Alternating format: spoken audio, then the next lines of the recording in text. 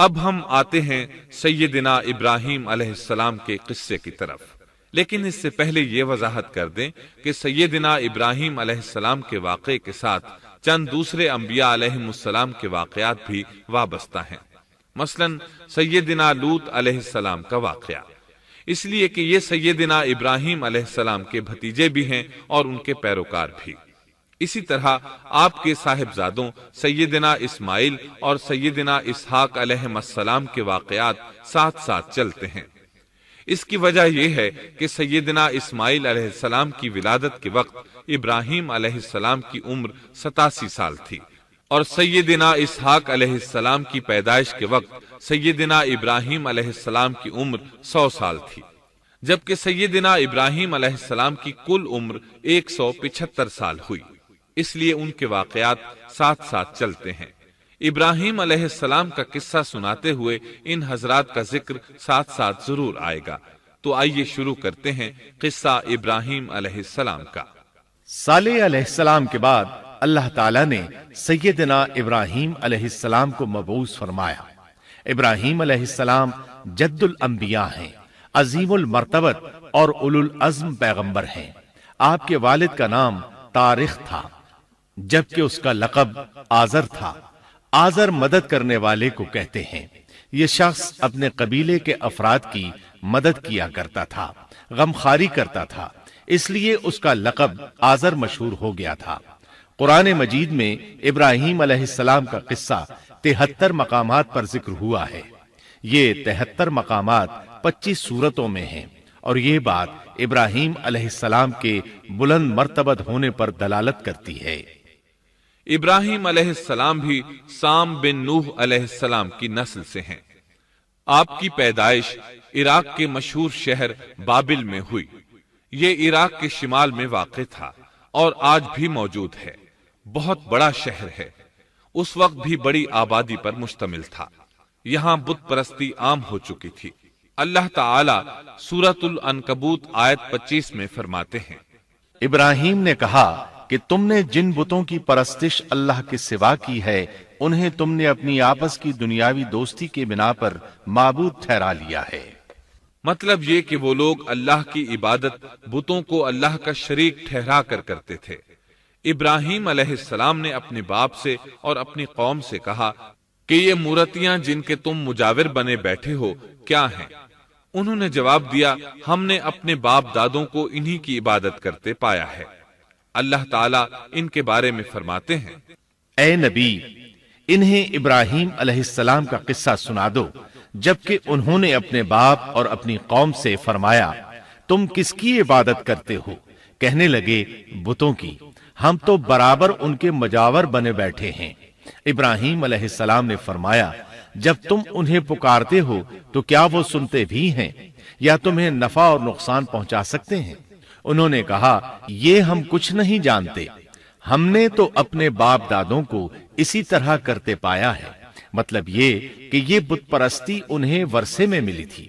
وہ جن معبودوں کی عبادت کرتے تھے، نہ وہ ان کی پکار کو سنتے تھے، نہ ہی ان کے نفع و نقصان پر قادر تھے۔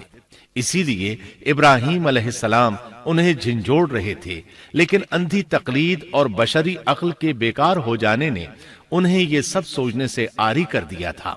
اللہ تعالیٰ نے ابراہیم علیہ السلام کی خصوصی رہنمائی فرمائی تھی، جیسا کہ سورۃ الانبیاء آیت 51 میں ہے، اور ہم نے ابراہیم کو پہلے سے ہدایت عطا فرما دی تھی اور ہم اسے جانتے تھے۔ ابراہیم علیہ السلام نے کبھی ایک لمحے کے لیے بھی بتوں کی پوجا نہیں کی تھی۔ آپ نے اپنی قوم کو بتوں کی پوجا کرتے دیکھا تو انہیں ملامت کی، ایک اللہ کی طرف دعوت دی، اور اس دعوت کی ابتدا انہوں نے اپنے باپ سے کی۔ اللہ تعالیٰ سورہ مریم میں فرماتے ہیں، اے نبی، کتاب میں ابراہیم کا ذکر کر، بے شک وہ سچا نبی تھا۔ جب اس نے اپنے باپ سے کہا، اے میرے باپ، بے شک مجھے وہ علم عطا ہوا ہے جو تمہیں حاصل نہیں، اس لیے میری اطاعت کریں، میں آپ کو سیدھا راستہ دکھاؤں گا۔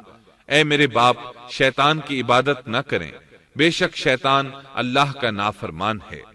ان بتوں کی عبادت گویا شیطان کی عبادت ہے، اس لیے آپ نے ان معبودوں کو شیطان سے تعبیر کیا۔ فرمایا، اے میرے باپ، بے شک مجھے خوف ہے کہ تم پر اللہ کا عذاب آئے، پھر تم شیطان کے ساتھی ہو جاؤ۔ باپ نے ان کی بات سن کر کہا، اے ابراہیم، کیا تو میرے معبودوں سے پھرا ہوا ہے؟ البتہ اگر تو باز نہ آیا تو میں تجھے سنسار کر دوں گا، اور تو مجھ سے ایک مدت تک دور ہو جا، یعنی مجھ سے اتنا دور ہو جا کہ کبھی مجھے نظر نہ آئے۔ ابراہیم علیہ السلام نے اپنے باپ پر نرمی اور مہربانی کرتے ہوئے ان سے کہا، آپ پر سلامتی ہو، میں اپنے رب سے آپ کے لیے بخشش طلب کرتا رہوں گا۔ لیکن جب بعد میں ان پر واضح ہو گیا کہ وہ تو اللہ کا دشمن ہے تو ابراہیم علیہ السلام اس سے بے تعلق ہو گئے۔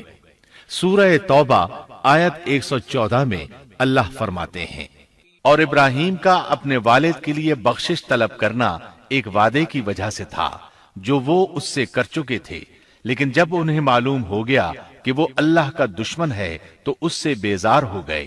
بے شک ابراہیم بڑے نرم اور تحمل والے تھے۔ کسی ایماندار کے لیے جائز نہیں کہ وہ کسی کافر کے لیے دعائے مغفرت کرے، بلکہ مومن پر حرام ہے کہ وہ کسی کافر یا عیسائی وغیرہ کے لیے مغفرت طلب کرے یا اس سے یہ کہے کہ اللہ تجھ پر رحم کرے۔ ابراہیم علیہ السلام کے والد نے انہیں دھمکی دی تھی کہ اگر تم اس دعوت سے باز نہ آئے تو میں تمہیں سنسار کر دوں گا۔ اس کے جواب میں ابراہیم علیہ السلام اپنے والد کے ساتھ انتہائی شفقت سے پیش آئے اور اس سے کہنے لگے، میں آپ کے لیے اپنے رب سے استغفار کرتا رہوں گا، اس لیے کہ آپ اپنے والد پر بے حد مہربان تھے۔ اسی لیے اللہ تعالیٰ بھی ابراہیم علیہ السلام پر بے حد مہربان تھے، اور آپ کا لقب خلیل الرحمن رکھ دیا گیا۔ خلت محبت کا وہ انتہائی درجہ ہے جس کے ساتھ دل محبت سے بھر جاتا ہے، یعنی وہ بہت سے لوگوں سے بڑھ کر اللہ تعالیٰ کو محبوب تھے۔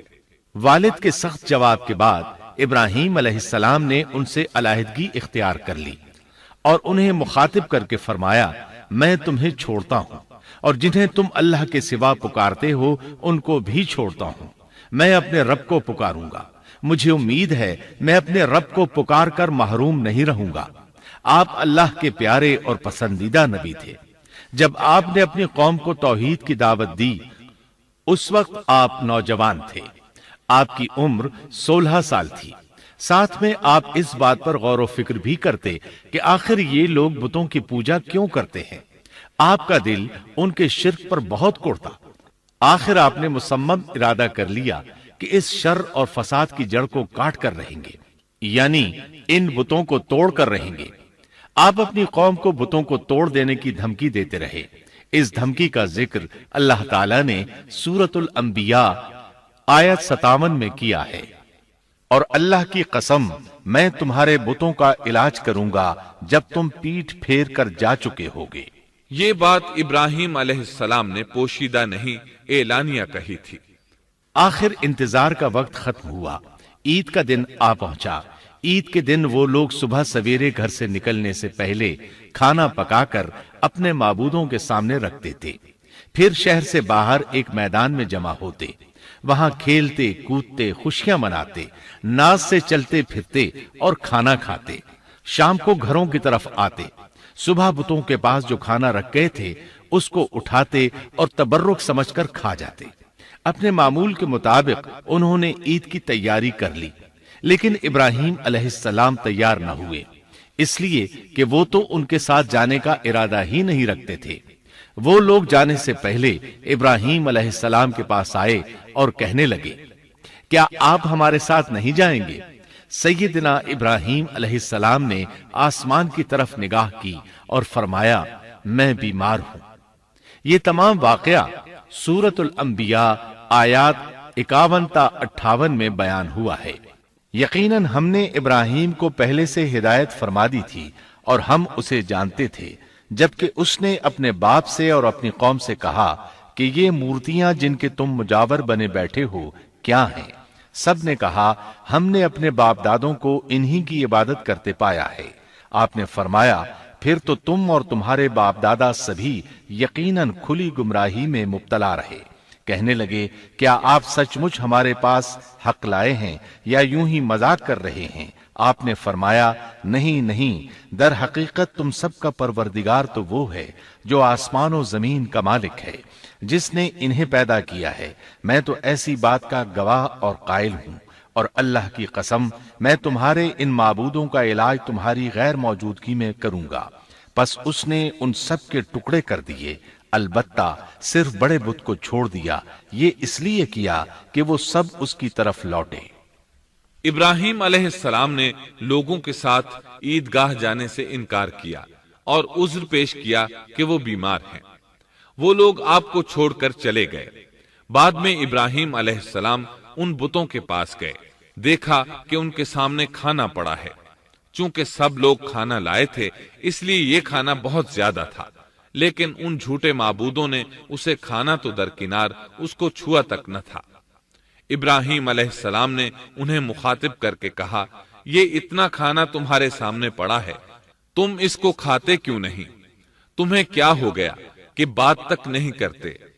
پھر پوری قوت سے دائیں ہاتھ سے کلہاڑا مار کر ان کے ٹکڑے ٹکڑے کر دیے، لیکن بڑے بت کو چھوڑ دیا تاکہ سب اسی کی طرف رجوع کریں۔ تمام چھوٹے بتوں کو توڑ کر کلہاڑا اس بڑے بت کے کندھے پر رکھ دیا۔ مشرکین میلے سے لوٹے تو دیکھا ان کے سارے معبود اوندھے منہ ٹوٹے پھوٹے پڑے ہیں، ان کے تمام معبودوں کو توڑ دیا گیا تھا۔ وہ حیران رہ گئے کہ یہ کیسے ہو گیا، کس نے کیا؟ کہنے لگے یہ کام کس ظالم کا ہے، اس نے ہمارے معبودوں کی توہین کی ہے۔ اس وقت جن لوگوں نے ابراہیم علیہ السلام کا وہ کلام سنا تھا انہیں ان کا خیال آ گیا، کہنے لگے وہ نوجوان جس کا نام ابراہیم ہے اسے ہم نے اپنے بتوں کی مذمت کرتے سنا ہے۔ اللہ کی قدرت کہ ابراہیم علیہ السلام کا جو مقصد تھا وہ خود بخود پورا ہو رہا تھا۔ قوم کے لوگ مشورہ کر رہے تھے کہ سب کو جمع کرو اور اسے بلاؤ، پھر اسے سزا دو۔ چنانچہ تمام اہل باطل چھوٹے بڑے جمع ہو گئے، کارروائی شروع ہو گئی۔ کہنے لگے اے ابراہیم، ہمارے معبودوں کے ساتھ یہ لغو حرکت تو نے کی ہے۔ ابراہیم علیہ السلام نے جواب دیا، یہ کام تو اس بڑے بت کا ہے، مجھ سے کیوں پوچھتے ہو؟ تم اپنے معبودوں سے کیوں نہیں پوچھ لیتے کہ ان کے ٹکڑے کس نے اڑائے ہیں؟ ابراہیم علیہ السلام کا جواب سن کر وہ سب سوچ میں پڑ گئے، پھر کہنے لگے ہم نے بڑی غلطی کی، اپنے معبودوں کے پاس کسی کو حفاظت کے لیے نہیں چھوڑا۔ اس قدر واضح بات محسوس کر کے بھی وہ ظالم ایمان نہ لائے، بلکہ شیطان نے ان کے دلوں میں وسوسہ ڈالا اور انہوں نے غور و فکر کر کے کہا، اے ابراہیم، کیا تمہیں علم نہیں یہ تو بے زبان ہیں، یہ بول نہیں سکتے۔ اب ابراہیم علیہ السلام نے فرمایا، تب پھر تم اللہ کے سوا اس چیز کی عبادت کرتے ہو جو تمہیں کچھ بھی نفع نہ دے سکے اور نہ نقصان پہنچا سکے۔ تعجب ہے تم پر اور ان پر بھی جنہیں تم اللہ کے سوا پکارتے ہو، کیا تم میں بالکل عقل نہیں؟ اس طرح ابراہیم علیہ السلام نے ان پر حقیقت خوب اچھی طرح واضح کر دی۔ ان سے فرمایا تم ان کی پوجا کرتے ہو جن کو تم خود تراشتے ہو، یعنی ان کا حال تو یہ ہے کہ تم نے ان کو خود اپنے ہاتھوں سے تراشا اور ان کی عبادت کرنے لگے، جبکہ تمہیں اور تمہاری بنائی ہوئی چیزوں کو اللہ ہی نے پیدا کیا ہے۔ ابراہیم علیہ السلام نے ایک کلہاڑے کی مدد سے ان سب بتوں کو تہس نہس کر دیا تھا۔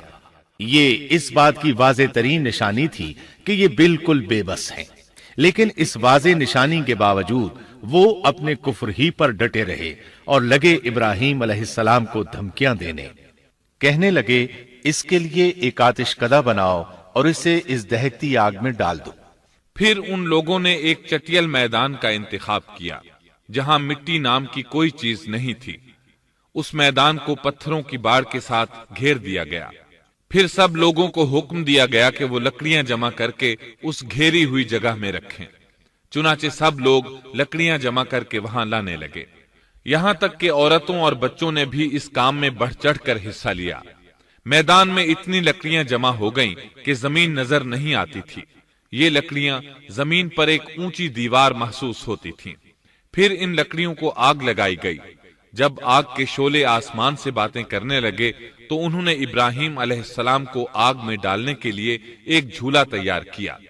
اس میں سیدنا ابراہیم علیہ السلام کو رکھا گیا۔ اس وقت آپ نے یہ دعا پڑھی، حسبنا اللہ ونعم الوکیل، ہمیں اللہ کافی ہے اور وہی بہترین کارساز ہے۔ یہ کلمہ ہر محتاج اور مصیبت زدہ کو پڑھنا چاہیے۔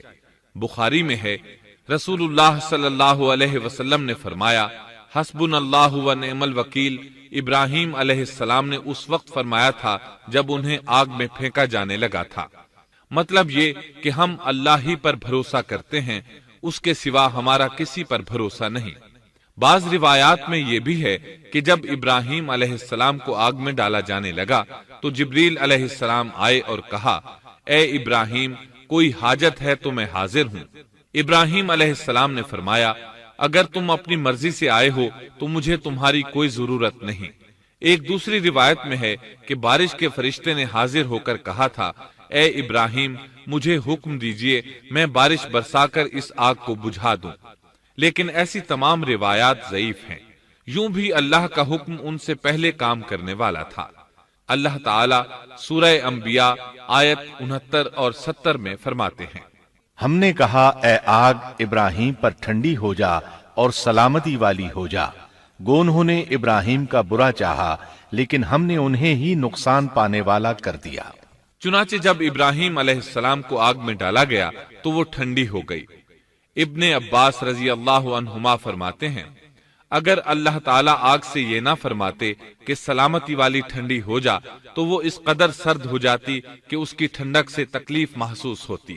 گویا آگ بھی اللہ کے حکم کے بغیر نہیں جلا سکتی، چھری اللہ کے حکم کے بغیر نہیں کاٹ سکتی، اس لیے کہ یہ بھی اللہ کی مخلوق ہیں اور ان کی قدرت بھی اللہ کے پاس ہے۔ وہ چاہے تو ان کو قدرت عطا کر دے، چاہے تو قدرت واپس لے لے۔ آگ کو ٹھنڈا ہونے کا حکم ہوا، وہ ٹھنڈی ہو گئی۔ اس نے نہ ابراہیم علیہ السلام کے کپڑے جلائے، نہ جسم کے کسی حصے کو کوئی نقصان پہنچایا، صرف وہ رسیاں جلائیں جن سے آپ کو باندھا گیا تھا۔ سبحان اللہ۔ لوگ آگ کے گرد اس انتظار میں کھڑے تھے کہ جو ہی انہیں آگ میں پھینکا جائے گا وہ جل کر راکھ ہو جائیں گے، لیکن وہ یہ دیکھ کر حیران رہ گئے کہ ابراہیم علیہ السلام بڑے ناز سے آگ کے درمیان بیٹھے ہیں۔ بعض روایات میں ہے کہ ابراہیم علیہ السلام فرمایا کرتے تھے، مجھے ان دنوں جو راحت اور سکون حاصل تھا ویسا آگ سے نکلنے کے بعد نہیں ہوا۔ لوگ اس معجزے کو دیکھ کر حیرت زدہ تھے۔ پھر ابراہیم علیہ السلام آگ سے نکلے۔ اتنا بڑا معجزہ دیکھنے کے باوجود لوط علیہ السلام کے سوا کوئی شخص پورے بابل شہر سے ان پر ایمان نہ لایا۔ اللہ تعالیٰ فرماتے ہیں، پس ابراہیم پر لوط ایمان لائے۔ مطلب یہ کہ پوری بستی سے لوط علیہ السلام تھے جو آپ پر ایمان لائے تھے، باقی تمام لوگ کفر ہی پر ڈٹے رہے۔ ابراہیم علیہ السلام ان کا رویہ دیکھ کر نا امید ہو گئے کہ اس سے بڑھ کر یہ کون سا معجزہ دیکھنا چاہتے ہیں۔ ان کے بتوں کو توڑ دیا گیا، اپنی آنکھوں سے اللہ کی نشانی ان لوگوں نے دیکھی، پھر بھی یہ ایمان نہیں لائے، چنانچہ آپ نے وہاں سے ہجرت کا ارادہ فرما لیا۔ اس وقت بابل پر نمرود نامی بادشاہ کی حکومت تھی۔ کہا جاتا ہے کہ زمین کے بیشتر حصے پر اسی کی حکمرانی تھی۔ جب اس کے پاس یہ خبریں پہنچیں کہ ابراہیم علیہ السلام کو آگ میں ڈالا گیا لیکن آگ نے انہیں نہیں جلایا، تو اس نے ابراہیم علیہ السلام کو اپنے دربار میں پیش کرنے کا حکم دیا۔ ابراہیم علیہ السلام کو وہاں لایا گیا۔ نمرود نے ان سے ان کے رب کے بارے میں سوال کیا۔ اللہ تعالیٰ سورۃ البقرہ آیت 258 میں فرماتے ہیں، کیا تو نے اس شخص کو نہیں دیکھا جس نے ابراہیم سے اس کے رب کے متعلق جھگڑا کیا، اس لیے کہ اللہ نے اسے سلطنت دی تھی۔ ایک روایت میں ہے کہ 4 بادشاہوں نے زمین کے بیشتر حصے پر حکمرانی کی ہے، ان میں سے ایک نمرود ہے۔ نمرود اپنے وقت کا حاکم و بادشاہ تھا۔ ابراہیم علیہ السلام سے جب اس کی اللہ تعالیٰ کے بارے میں بات چیت ہوئی تو ابراہیم علیہ السلام نے کہا، میرا رب وہ ہے جو زندہ کرتا ہے اور مارتا ہے۔ جواب میں اس نے کہا، میں بھی زندہ کرتا ہوں اور مارتا ہوں۔ چنانچہ اس نے حکم دیا کہ جیل سے 2 آدمیوں کو لے آؤ۔ جیل سے 2 ایسے آدمیوں کو لایا گیا جن کے لیے سزائے موت کا فیصلہ ہو چکا تھا۔ اس نے ان میں سے ایک کے قتل کا حکم دیا، دوسرے کو معاف کر دیا۔ اس سے اس نے یہ ثابت کرنا چاہا کہ وہ بھی زندہ کر سکتا ہے اور موت دے سکتا ہے، اور کہنے لگا دیکھ لو میرے حکم سے لوگ مرتے ہیں اور میرے حکم سے انہیں زندگی ملتی ہے۔ اس کی بات سن کر ابراہیم علیہ السلام نے غور کیا کہ اگر وہ اس سے موت و حیات کے باریک فلسفے پر بحث کریں گے تو نمرود کا مقصد پورا ہو جائے گا اور میرا مقصد پورا نہیں ہو پائے گا۔ اس لیے بحث و مباحثے کی بجائے کوئی مضبوط دلیل پیش کر دی جائے تاکہ حق و باطل کے درمیان فرق واضح ہو جائے۔ چنانچہ آپ نے فرمایا بے شک اللہ سورج کو مشرق سے لاتا ہے، تو اس کو مغرب سے لے آ۔ کافر بادشاہ یہ سن کر مبہوت رہ گیا، اس کا سر جھک گیا۔ اللہ تعالیٰ فرماتے ہیں تب وہ کافر حیران رہ گیا اور اللہ نا انصافوں کو سیدھی راہ نہیں دکھاتا۔ ان تمام باتوں کے بعد نمرود کو یہ معلوم کرنے کی ضرورت نہیں رہی کہ ابراہیم علیہ السلام آگ سے کیسے نجات پا گئے، کیونکہ حقیقت اس پر آشکار ہو چکی تھی۔ وہ جان گیا تھا کہ اصل معاملہ کیا ہے۔ چنانچہ اس نے ابراہیم علیہ السلام سے کہا آپ اس ملک سے نکل جائیے، ہم آپ کو یہاں نہیں رہنے دیں گے۔ ابراہیم علیہ السلام نے عراق کو خیر بات کہا اور شام کی طرف ہجرت کر گئے۔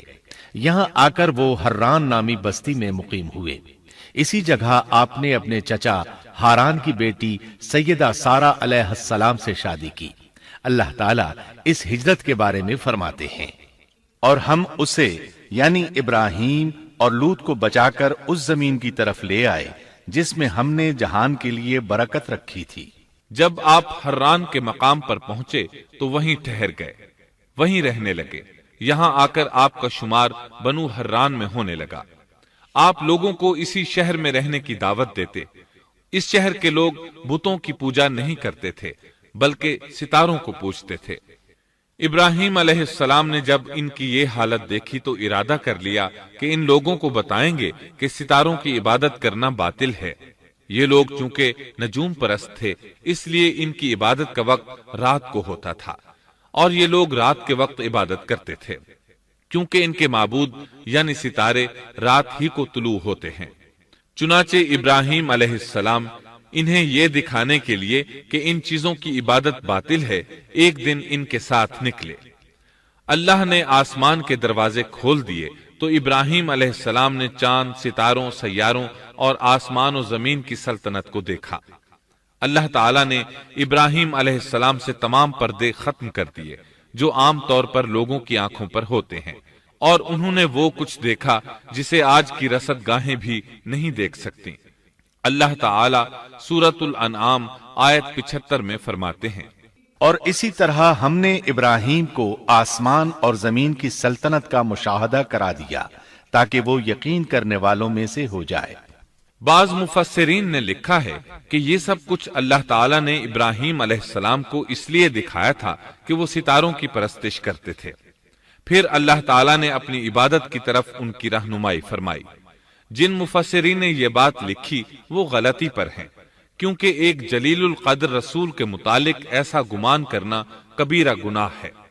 آسمان اور زمین کی سلطنت اور دیگر معجزات دکھانے کے بعد اللہ تعالیٰ فرماتے ہیں آسمان اور زمین کی پیدائش یقیناً انسان کی پیدائش سے بہت بڑا کام ہے۔ اللہ تعالیٰ ایک دوسرے مقام پر فرماتے ہیں آسمان اور زمین میں بہت سی نشانیاں ہیں جن سے یہ منہ موڑ کر گزر جاتے ہیں۔ ابراہیم علیہ السلام حران شہر کے ستارہ پرستوں کو لے کر ایک رات نکلے۔ اچانک ایک ستارہ طلوع ہوا، اس کی چمک دمک بہت تھی، شکل صورت کے لحاظ سے بھی بہت خوبصورت تھا۔ اس وقت ابراہیم علیہ السلام نے بطور مذاق کہا یہ میرا رب ہے، لیکن جب وہ ستارہ کچھ دیر بعد چھپ گیا تو کہنے لگے یہ تو غروب ہو گیا۔ یہ رب کیسے ہو سکتا ہے؟ جو چھپ جائے وہ رب نہیں ہو سکتا، پس میں تو غروب ہونے والوں کو پسند نہیں کرتا۔ اگلے روز وہ پھر ان لوگوں کو ساتھ لے کر نکلے تو چاند کو دیکھا۔ یہ شکل صورت میں ستاروں سے کہیں زیادہ خوبصورت تھا، روشن تھا، لیکن یہ بھی غروب ہو گیا تو ابراہیم کہنے لگے اگر مجھے میرے رب نے ہدایت نہ کی تو میں گمراہ لوگوں میں شامل ہو جاؤں گا۔ اے اللہ تو کہاں ہے؟ اپنی طرف میری رہنمائی کر۔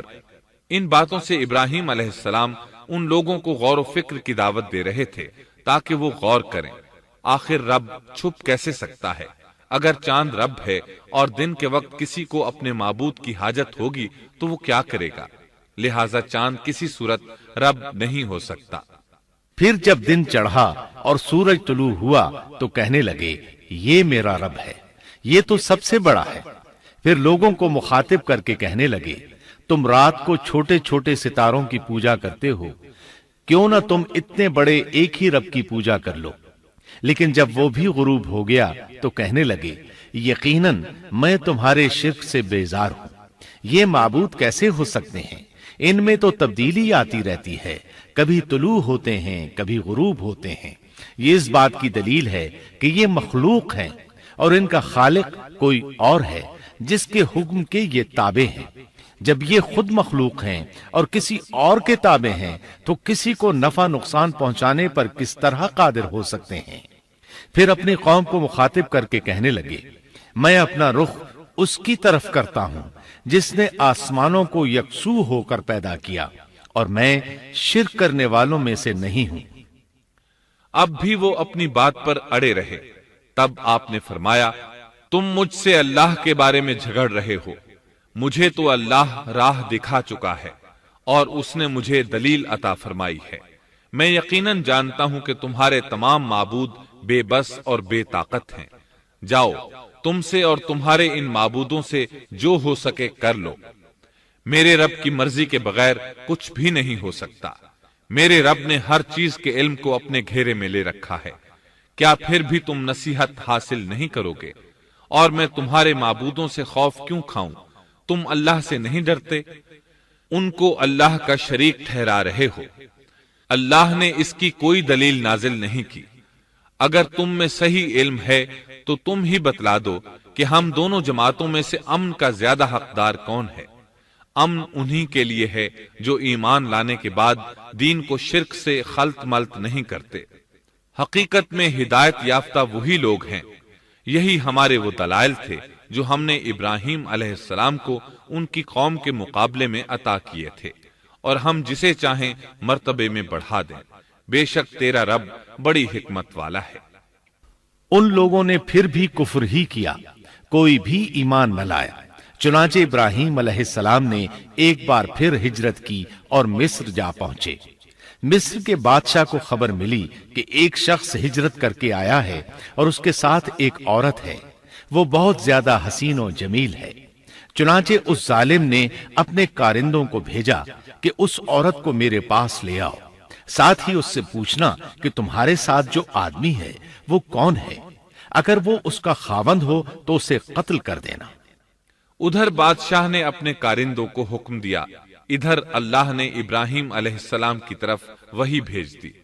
انہوں نے سارہ علیہ السلام سے کہا اگر وہ تجھ سے میرے بارے میں پوچھیں تو بتا دینا تم میری بہن ہو۔ پھر سارہ سے بولے اے سارہ، روئے زمین پر میرے اور تیرے سوا کوئی مومن نہیں، یعنی یہ کافروں کی سرزمین ہے، یہاں کوئی مومن نہیں، اس لحاظ سے تم میری دینی بہن ہو۔ پھر بادشاہ نے ابراہیم علیہ السلام کو پیش کرنے کا حکم دیا۔ اس نے آپ سے پوچھا یہ عورت کون ہے؟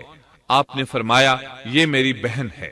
اس طرح ابراہیم علیہ السلام کی زندگی میں 3 موقع ایسے آئے کہ انہوں نے اللہ کے دین کی حمایت اور مدافعت کے لیے توریہ کیا۔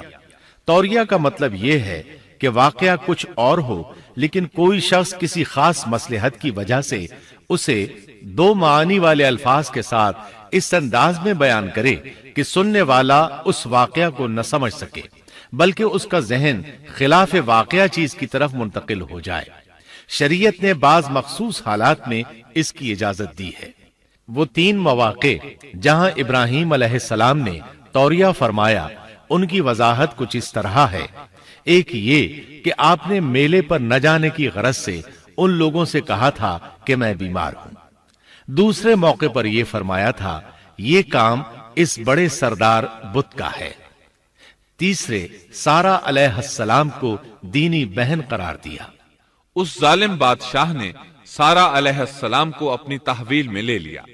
جب سارہ علیہ السلام کو معلوم ہوا کہ وہ ایک بدکار شخص ہے تو انہوں نے اللہ تعالیٰ سے دعا کی، اے اللہ، تجھے معلوم ہے میں تجھ پر اور تیرے نبی پر ایمان لائی ہوں اور اپنے جسم کو اپنے خاوند کے سوا ہر ایک سے محفوظ رکھا ہے، لہٰذا آپ اس کافر کو مجھ پر مسلط نہ کیجیے گا۔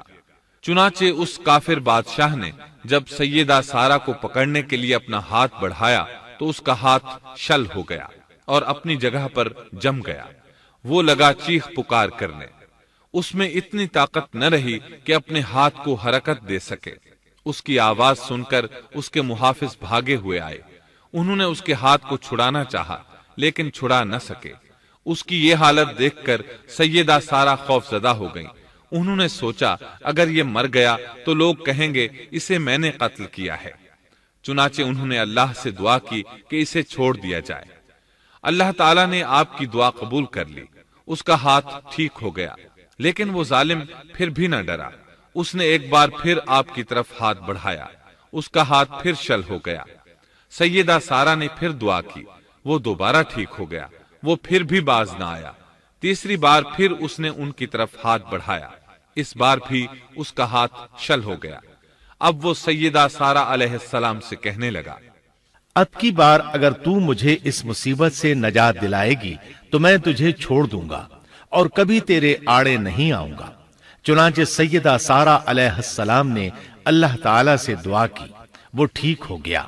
تب اس نے اپنے کارندوں کو آواز دی اور ان سے بولا، تم میرے پاس کسی انسان کو نہیں بلکہ سرکش جن کو لائے ہو۔ پھر اس نے انہیں رہا کر دیا، عزت و اکرام سے رخصت کیا اور ان کی خدمت کے لیے اپنی بیٹی ہاجرہ کو ساتھ کر دیا۔ سارہ علیہ السلام واپس لوٹیں تو دیکھا کہ ابراہیم علیہ السلام نماز پڑھ رہے ہیں۔ نماز کے بعد انہوں نے پوچھا، سارہ، اس نے تمہارے ساتھ کیا سلوک کیا؟ سیدہ سارہ علیہ السلام نے سارا واقعہ سنا دیا۔ سن کر آپ نے فرمایا، الحمدللہ۔ پھر بولے، اب ہم یہاں نہیں رہیں گے بلکہ واپس جائیں گے۔ چنانچہ آپ ایک بار پھر فلسطین میں آ گئے، وہیں اپنی زندگی بسر کرنے لگے۔ جب آپ فلسطین میں مستقل طور پر رہائش پذیر ہوئے تو لوط علیہ السلام بھی آپ کے ساتھ تھے۔ لوط علیہ السلام آپ کے بھتیجے تھے، ان کے والد کا نام ہاران تھا۔ یہ بچپن ہی سے سیدنا ابراہیم علیہ السلام کے زیر سایہ رہے، انہی کے ہاں پرورش پائی، اس لیے دین حق فوراً قبول کر لیا۔ جب سیدنا ابراہیم علیہ السلام نے عراق سے شام کی طرف ہجرت کی تو یہ آپ کے ساتھ تھے، وہاں سے حران گئے، تب بھی ساتھ تھے۔ پھر مصر کی طرف ہجرت کی تو بھی لوط علیہ السلام ان کے ساتھ تھے۔ آخر کار جب آپ نے مصر کو بھی خیر بات کہا اور فلسطین آ گئے تب بھی یہ ساتھ تھے۔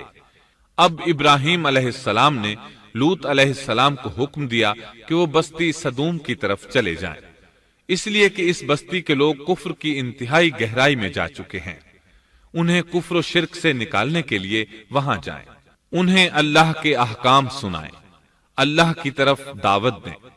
چنانچہ لوط علیہ السلام تو اس طرف روانہ ہو گئے اور ادھر فلسطین میں صرف 3 مسلمان رہ گئے، ابراہیم علیہ السلام، ان کی زوجہ محترمہ سیدہ سارہ اور سیدہ ہاجرہ علیہم السلام وہیں رہائش پذیر رہے اور لوگوں کو مسلسل اللہ کی طرف دعوت دیتے رہے۔ یہاں یہ بے شمار مال و دولت کے بھی مالک بن گئے۔ جب ان کی عمر 85 یا 86 سال ہوئی تو سارہ علیہ السلام نے سوچا، میں بانجھ ہوں، میرے خاوند بوڑھے ہیں لیکن اولاد کی تمنا ہے، تو کیوں نہ میں اپنی لونڈی ہاجرہ ہدیے اور تحفے کے طور پر ابراہیم علیہ السلام کو دے دوں۔ چنانچہ ہاجرہ ابراہیم علیہ السلام کو مل گئیں، انہوں نے ان سے شادی کر لی۔ اللہ رب العزت نے جلد ہی ان کے بطن سے آپ کو اسماعیل علیہ السلام عطا فرمائے۔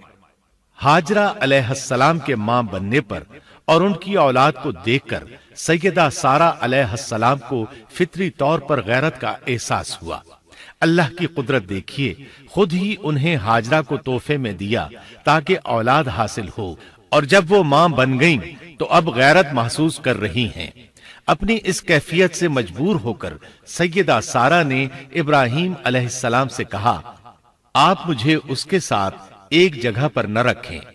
مورخین اور سیرت نگار لکھتے ہیں کہ ہاجرہ علیہ السلام ایک نطاق پہنا کرتی تھی، یعنی وہ جسم کے درمیان ایک لمبا کپڑا لٹکا لیتی تھیں تاکہ وہ کپڑا گھسٹ گھسٹ کر قدموں کے نشانات مٹا دے اور سارا کو نظر نہ آئے، کیونکہ سارا غیرت کی حد کو پہنچ چکی تھی۔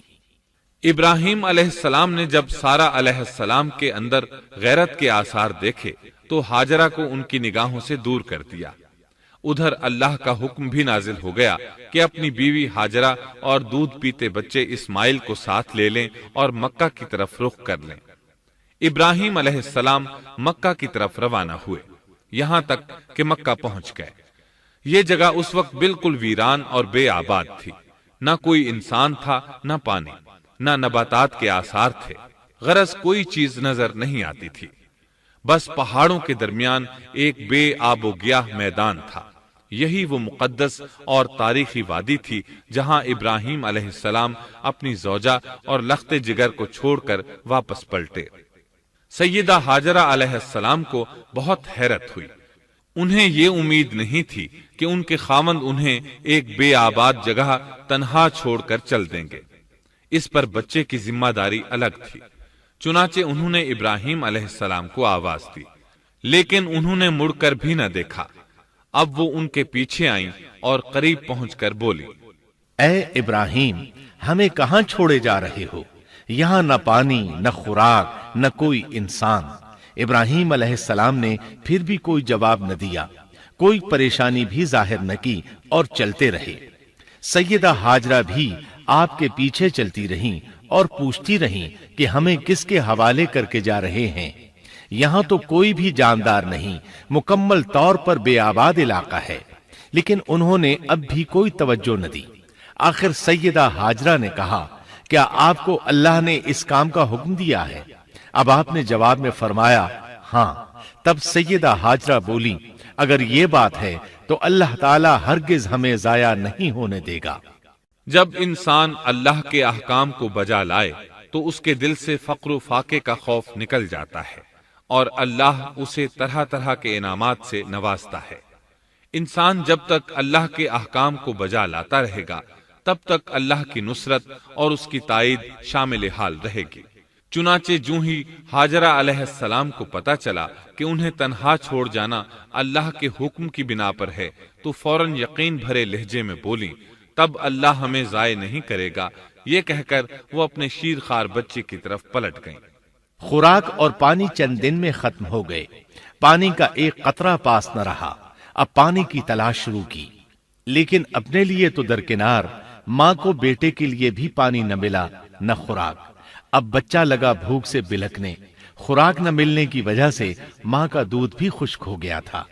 عورت کتنی بھی باحوصلہ ہو اپنے بچے کو بھوک سے بلکتے نہیں دیکھ سکتی۔ اب انہوں نے بچے کو وہیں چھوڑا اور تیزی سے قریبی پہاڑی صفا کی طرف لپکی۔ اوپر چڑھ کر ادھر ادھر نظر دوڑائی کہ شاید کسی طرف پانی یا خوراک نظر آ جائے یا کسی انسان کی جھلک نظر آ جائے۔ جب کچھ نظر نہ آیا تو نشیب کی طرف چلی، ساتھ میں بچے کی طرف بھی دیکھتی جاتی تھی۔ نشیب میں پہنچی تو بچہ نظروں سے اوجھل ہو گیا۔ اس پر اور بے چین ہوئی اور بلندی کی طرف دوڑی۔ اس طرح مروہ پہاڑی پر چڑھ گئیں۔ وہاں بھی چاروں طرف نگاہ دوڑائی لیکن کچھ نظر نہ آیا۔ خیال آیا کہ پھر کوشش کرنی چاہیے۔ اس خیال سے مروہ پہاڑی سے اتری اور صفا کی طرف چل دی۔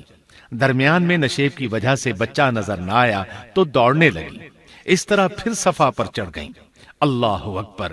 ایک تو عورت ذات کمزور، پھر بھوک پیاس سے نڈھال، اس پر کس قدر سعی اور کوشش میں مصروف، وہ بھی اپنے بچے کے لیے۔ بہرحال بار بار کوشش کے خیال سے انہوں نے صفا اور مروہ پہاڑیوں کے درمیان 7 چکر لگائے۔ یہی وجہ ہے مسلمان عازمین حج صفا و مروہ کے درمیان سعی کرتے ہیں تاکہ اس واقعے کی یاد تازہ ہو جائے۔ جب وہ آخری مرتبہ مروہ پر پہنچی تو انہوں نے ایک آواز سنی۔ یہ آواز اسماعیل علیہ السلام کے قریب سے آئی تھی۔ انہوں نے پوری توجہ سے آواز کو سننے کی کوشش کی اور جلدی سے اسماعیل کے قریب پہنچی۔ کیا دیکھتی ہیں، اسماعیل کے قدموں کے نیچے سے پانی پھوٹ رہا ہے، کیونکہ جبریل علیہ السلام کو اللہ نے اس صابرہ خاتون کی مدد کے لیے بھیجا تھا۔ انہوں نے زمزم والی جگہ پر اپنا پر مارا تو اسماعیل کے قدموں کے پاس سے ایک عظیم چشمہ رحمت نمودار ہوا۔ مستقبل کے پیغمبر کے قدموں کے نیچے سے اللہ نے جبریل فرشتے کے ذریعے زمین پھاڑ کر پانی نکال دیا۔ یہی آب زمزم کا آغاز تھا۔ ہاجرہ علیہ السلام پانی کو آنکھیں پھاڑ پھاڑ کر حیرت سے دیکھ رہی تھی۔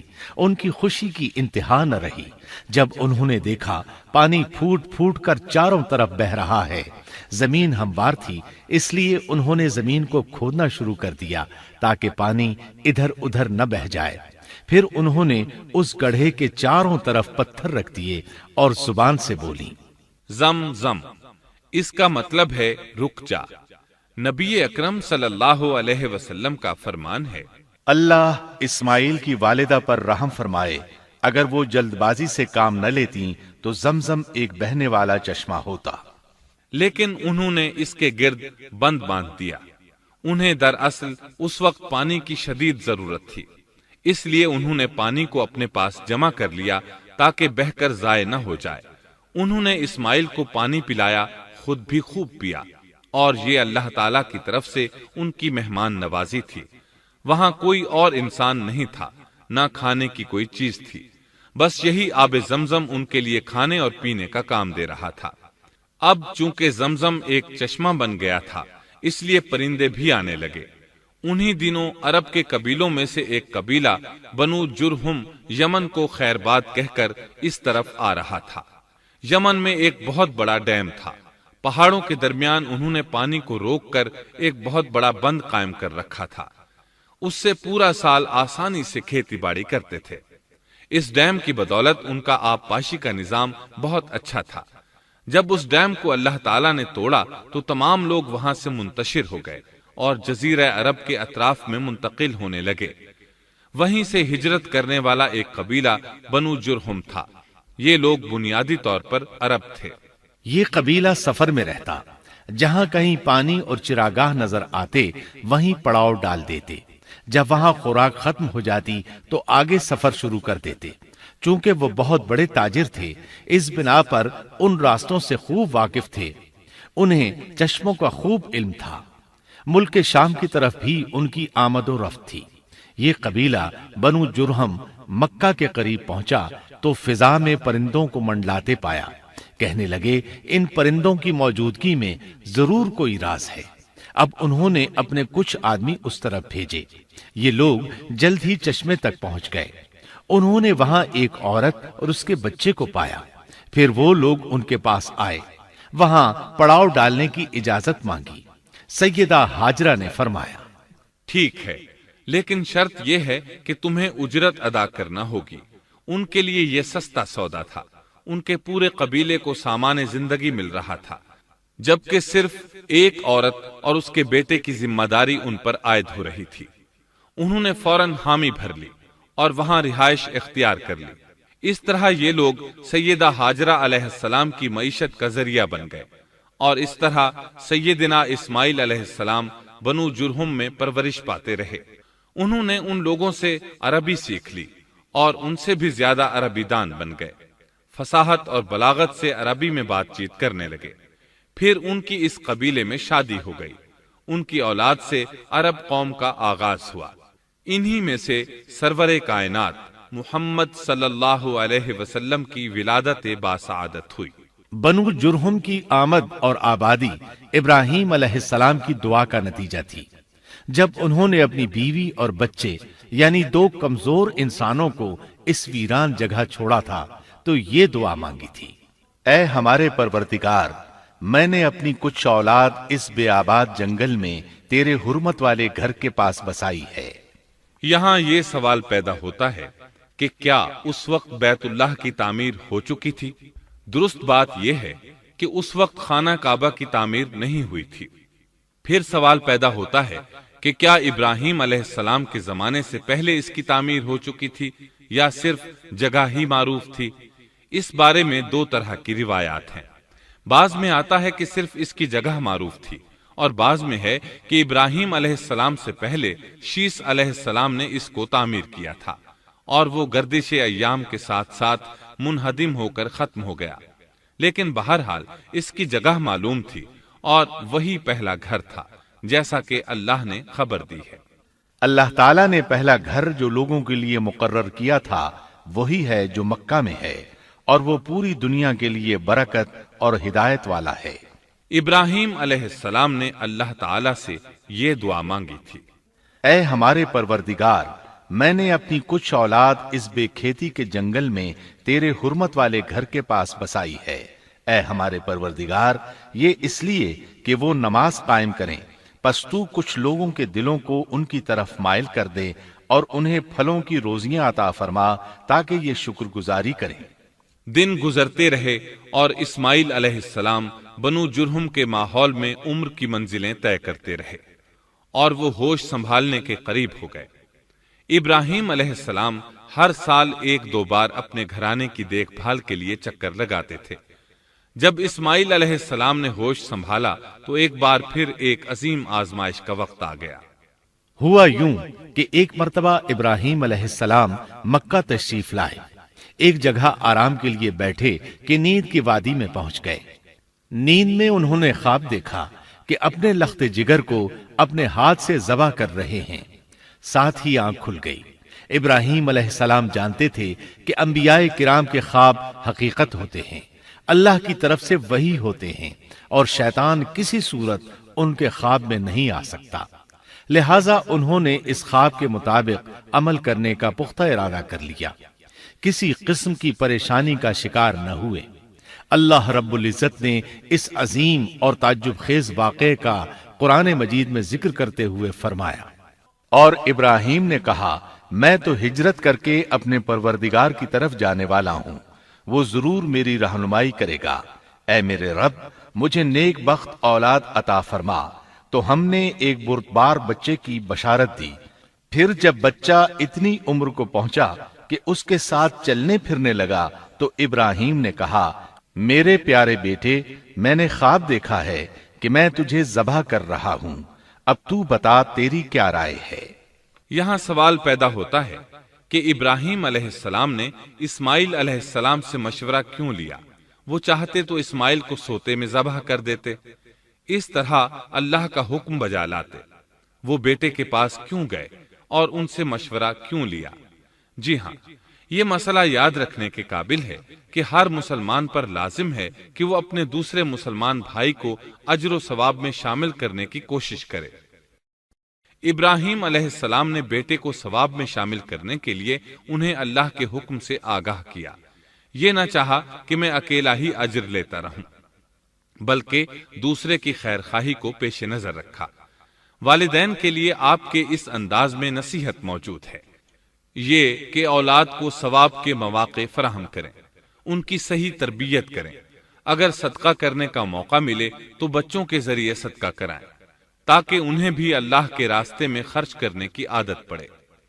جب کسی دینی مجلس میں بیٹھنے کا موقع ملے تو اپنی اولاد کو بھی ساتھ لے کر جائیں۔ بے شمار لوگ خود تو جاتے ہیں، اولاد کو جانے کے لیے کہتے بھی نہیں، خود دین سیکھتے ہیں، اولاد کو دین نہیں سکھاتے۔ ابراہیم علیہ السلام نے اسماعیل علیہ السلام سے رائے لی۔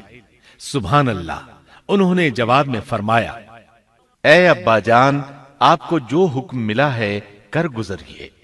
یہ نہیں کہا کہ مجھے تو حکم نہیں ہوا، بلکہ فوراً سر تسلیم خم کر دیا، اس لیے کہ وہ جانتے تھے انبیاء کا خواب حقیقت پر مبنی ہوتا ہے، اللہ کی وحی ہوتا ہے، اس لیے بالکل پریشانی ظاہر نہ کی۔ یہ تک نہ پوچھا مجھے کیوں ذبح کر رہے ہیں، یا میرا کیا جرم ہے، یا آپ کے پاس کون سا صریح حکم آیا ہے۔ انہوں نے ایسی کوئی بات نہ کہی۔ اللہ کی فرما برداری اسی کو کہتے ہیں۔ چنانچہ اپنے باپ سے کہا، اے ابا جان، آپ کو جو حکم ہوا ہے اس کو کر گزریے، انشاءاللہ آپ مجھے صبر کرنے والوں میں پائیں گے۔ علماء کرام فرماتے ہیں اس جملے سے ان کا انتہائی ادب اور احترام شامل ہے، اور اس میں زبردست توکل موجود ہے۔ یہ نہیں کہا کہ آپ مجھے صبر کرنے والوں میں سے پائیں گے، بلکہ آپ نے اللہ کی مشیت کو جملے میں شامل کیا اور فرمایا، انشاءاللہ آپ مجھے صبر کرنے والوں میں سے پائیں گے۔ لہٰذا مسلمانوں کو دھوکے میں نہیں پڑنا چاہیے۔ یہ نہ کہے میں سفر کروں گا، میں فلاں کام کروں گا، میں فلاں کام کے کرنے کی طاقت رکھتا ہوں، بلکہ یوں کہے اللہ نے چاہا تو میں سفر کروں گا، اللہ نے چاہا تو فلاں کام کروں گا۔ اپنے علم اور طاقت کے دھوکے میں پڑنا سراسر نادانی ہے۔ ہر چیز کا تعلق اللہ سے قائم کرے، جیسا کہ اللہ تعالیٰ فرماتے ہیں، اور ہرگز ہرگز کسی کام پر یوں نہ کہنا کہ میں اسے کل کروں گا، مگر ساتھ ہی انشاءاللہ کہہ لینا۔ اپنی زبان کو اللہ کے ذکر سے سجا کر رکھو اور ہمیشہ اپنے معاملات کو اللہ کی طرف لوٹاؤ۔ بہرحال باپ بیٹا دونوں ہی مصمم ارادے کے ساتھ اللہ کا حکم پورا کرنے کے لیے پیش ہو گئے۔ اسماعیل علیہ السلام نے اپنے والد محترم سیدنا ابراہیم علیہ السلام سے کہا، جب آپ مجھے ذبح کرنے لگیں تو میری پیشانی کو زمین پر رکھ دیجیے گا تاکہ آپ کو میرا چہرہ نظر نہ آئے اور کہیں آپ کے ہاتھ رک نہ جائیں۔ اب ابراہیم علیہ السلام نے بیٹے کی پیشانی پکڑ کر زمین پر لٹا دیا، جیسا کہ اللہ تعالیٰ نے فرمایا۔ جب دونوں مطیع ہو گئے اور ابراہیم نے اسے پیشانی کے بل لٹا دیا، اب انہوں نے چھری پکڑی اور گردن پر چلا دی، لیکن چھری نے گردن نہ کاٹی، بالکل اسی طرح جیسے آگ نے ابراہیم کو نہیں جلایا تھا، اس لیے کہ چھری میں کاٹنے کی طاقت اور آگ میں جلانے کی صلاحیت اللہ کے حکم کے بغیر نہیں آ سکتی۔ اللہ نے دونوں سے یہ طاقتیں سلب کر لی۔ اب ابراہیم زور لگا رہے ہیں، ادھر اسماعیل علیہ السلام کہہ رہے ہیں، ابا جان جلدی کیجئے، چھری چلائیے۔ اللہ تعالیٰ نے اس واقعے کا ذکر یوں فرمایا ہے، جب وہ دونوں مطیع ہو گئے اور ابراہیم نے اسے پیشانی کے بل لٹا دیا۔ اس مطیع ہونے سے مراد اللہ کے حکم کو نافذ کرنا ہے۔ اب ظاہر ہے مطیع تو وہ پہلے بھی تھے، لیکن یہاں اسلما یعنی مطیع ہونے سے مراد کامل اسلام ہے۔ نہایت واضح اور حقیقی اسلام مراد ہے، اس لیے کہ کامل اسلام وہی ہوتا ہے جس میں بغیر کسی تردد اور توقف کے اللہ کے امر اور نہی کی تصدیق کی جائے۔ یہ تھا حقیقی اسلام۔ ہاں تو چھری چلتی رہی، گلا نہ کٹا، اس لیے کہ امتحان اور آزمائش کی تکمیل ہو چکی تھی۔ یہ بات ثابت ہو چکی تھی کہ اللہ کا حکم نافذ کرنے میں دونوں پوری طرح کوشاں ہیں۔ اللہ تعالیٰ بھی فرما برداری ہی کا صلہ عطا فرماتے ہیں۔ چنانچہ آواز آئی، ہم نے اسے پکارا، اے ابراہیم تو نے خواب کو سچ کر دکھایا، یقیناً ہم اسی طرح نیکوکاروں کو جزا دیا کرتے ہیں۔ یقیناً یہ ایک کھلی آزمائش تھی۔ تاریخ کا ایک عظیم ترین امتحان اور کڑی آزمائش دنیا کو آج بھی حیرت میں ڈال دیتی ہے۔ کون ہے جو بیٹے کو ذبح کرنے پر تیار ہو جائے، خاص طور پر اس صورت میں جب اولاد بھی اکلوتی ہو، جس کی وجہ سے 86 سال کے بعد آنگن میں بہار آئی ہو۔ پھر اس کی قربانی کا بھی واضح حکم نہیں دیا گیا تھا، اشارتاً خواب میں رہنمائی کی گئی تھی۔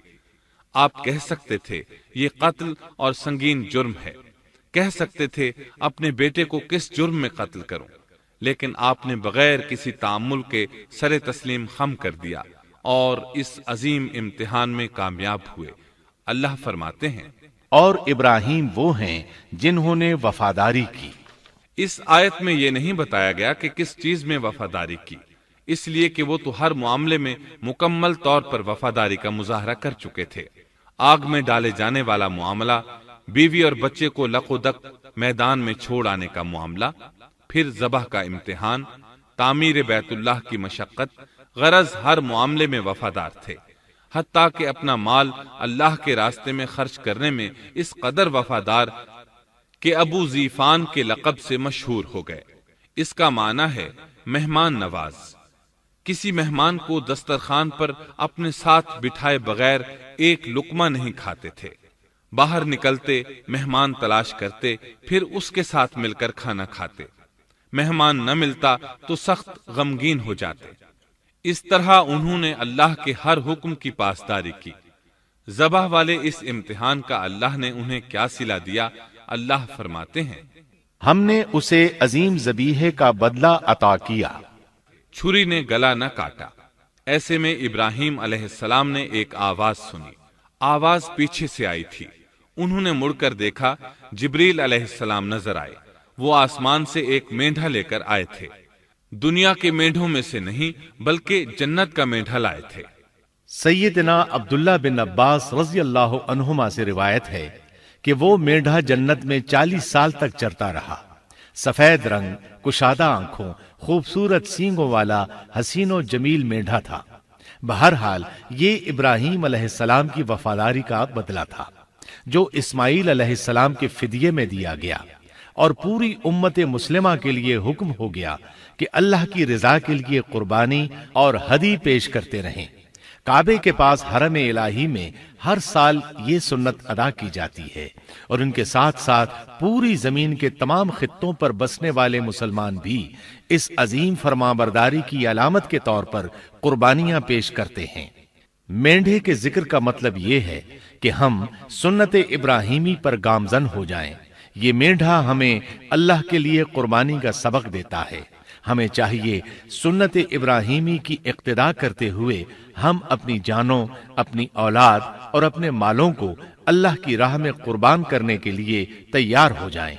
अल्लाह ताला फरमाते हैं, और हमने उसे अजीम ज़बीहा अता किया और हमने उसका पिछलों में जिक्र खैर छोड़ा, सलामती हो इब्राहीम पर।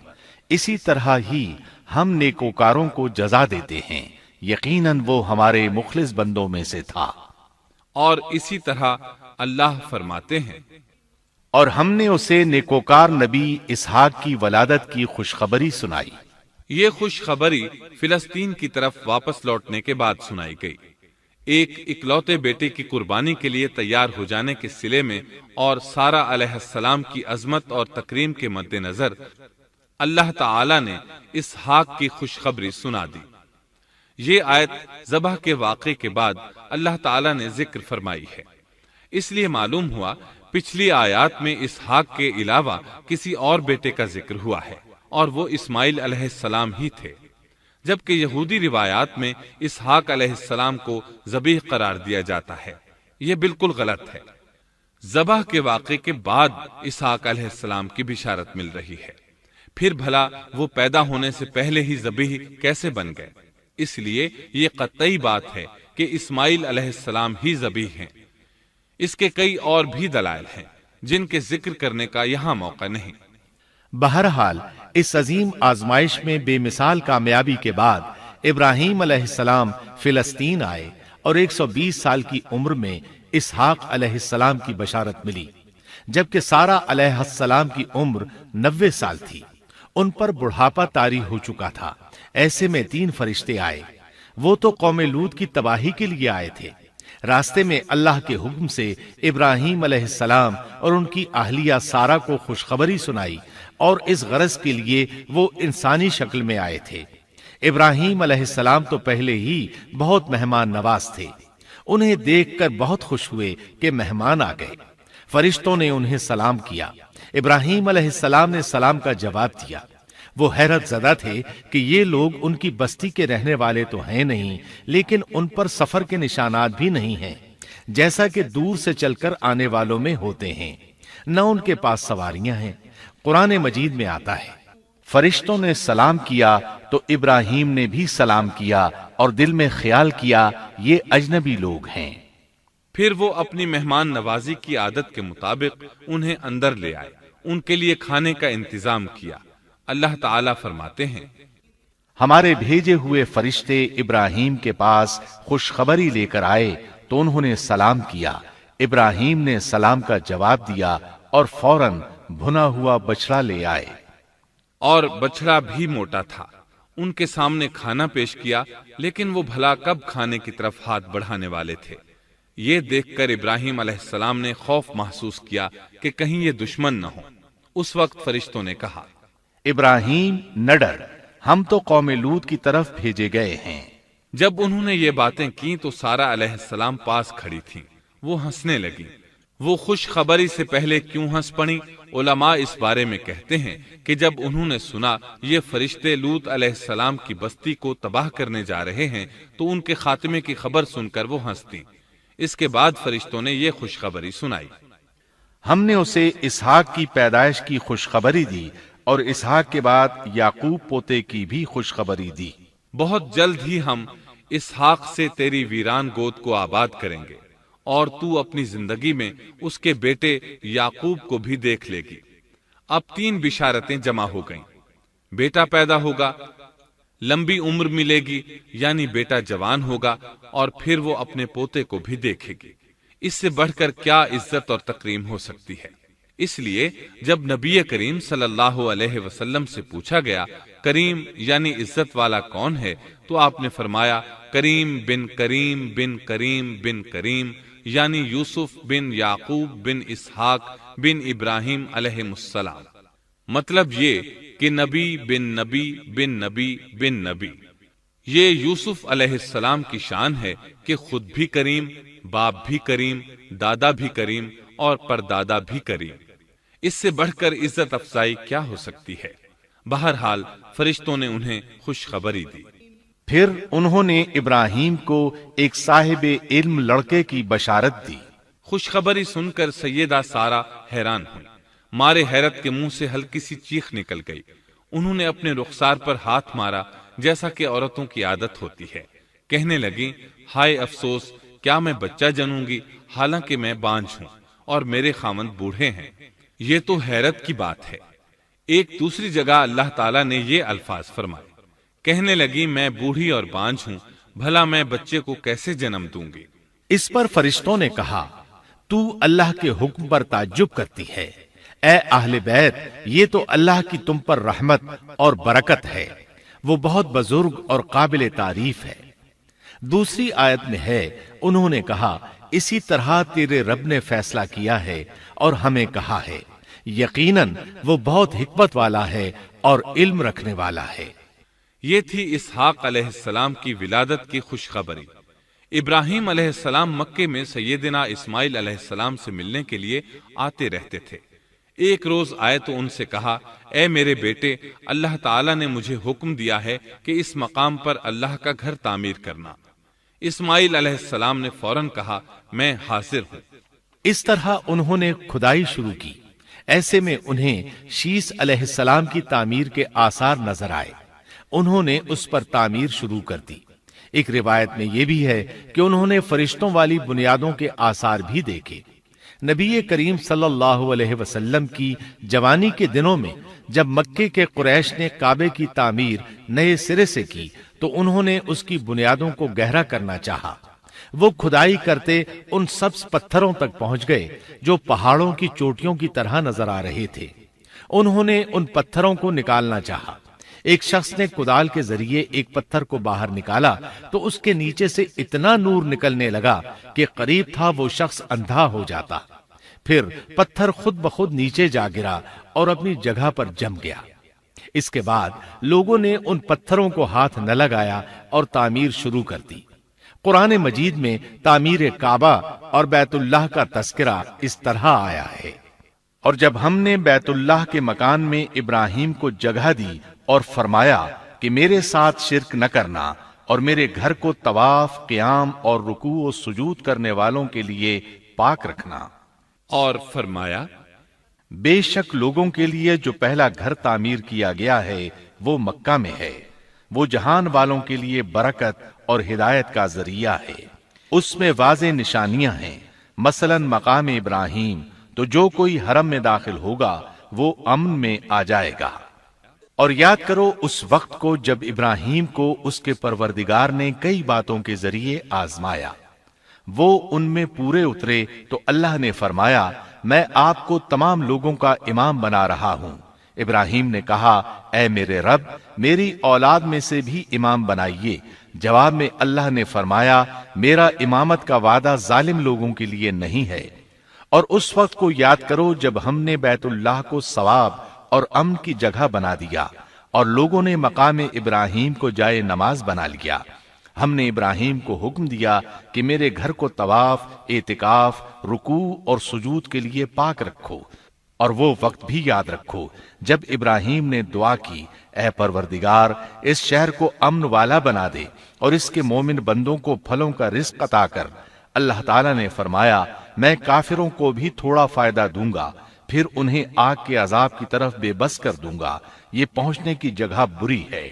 اور وہ وقت یاد کرو جب ابراہیم اور اسماعیل بیت اللہ کی بنیادوں کو بلند کر رہے تھے اور دعا مانگ رہے تھے، اے ہمارے رب، ہماری محنت کو قبول فرما، تو دعا کو سننے والا، جاننے والا ہے، اور ہمیں اپنا فرما بردار بنا، ہماری اولاد میں سے بھی ایک فرما بردار گروہ بنا، اور ہمیں عبادت کا طریقہ سکھا، اور ہم پر رجوع فرما، کیونکہ تو ہی توبہ قبول کرنے اور رحم فرمانے والا ہے۔ اے ہمارے رب، ان لوگوں میں انہی میں سے ایک رسول بھیج جو ان پر تیری آیات کی تلاوت کرے اور انہیں کتاب و حکمت سکھائے، انہیں پاک کرے، یقیناً تو غالب حکمت والا ہے۔ تعمیر کے دوران جب ابراہیم علیہ السلام اس مقام تک پہنچے جہاں آج حجر اسود ہے تو اللہ تعالیٰ نے جنت سے ایک سفید پتھر بھیجا۔ حدیث میں ہے یہ پتھر نہایت سفید تھا، اب سیاہ ہو گیا ہے۔ انسانوں کی غلطیاں اس کے سیاہ ہونے کا سبب بنی۔ جب دیواریں انسانی قد کے برابر ہو گئیں تو اسماعیل علیہ السلام ایک پتھر لے آئے۔ اب ابراہیم علیہ السلام اس پتھر پر کھڑے ہوئے، وہ ننگے پاؤں تھے۔ اسی وقت پتھر پگھل گیا، ان کے پاؤں اس کے اندر کسی قدر دھنس گئے، پتھر پر ان کے پیروں کے نشانات آ گئے۔ اسی پتھر کو آج مقام ابراہیم کہا جاتا ہے۔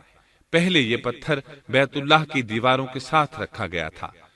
جب لوگ طواف کے لیے آتے تو سیدنا ابراہیم کے پیروں کے نشانات دیکھنے کے لیے یہاں ہجوم ہو جاتا۔ اس طرح طواف کرنے والوں کو دقت کا سامنا ہوتا۔